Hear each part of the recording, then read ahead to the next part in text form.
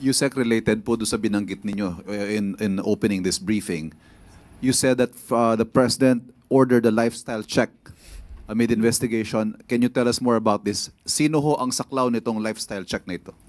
Unang-una po, hindi po natin makakaila na mayroong mga DPWH officials na sinasabing involved at malamang ay magsimula sila doon.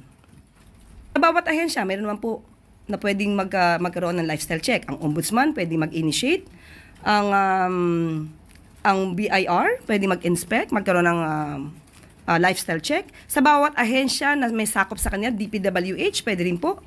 So yun po, kung sino po yung may ahensya na dapat magkaroon ng pag-lifestyle check, gawin po nila. Involved patungkol muna sa flood control projects na maanomalya. So dapat ang bawat ahensya ay tumupad sa kanilang tungkulin.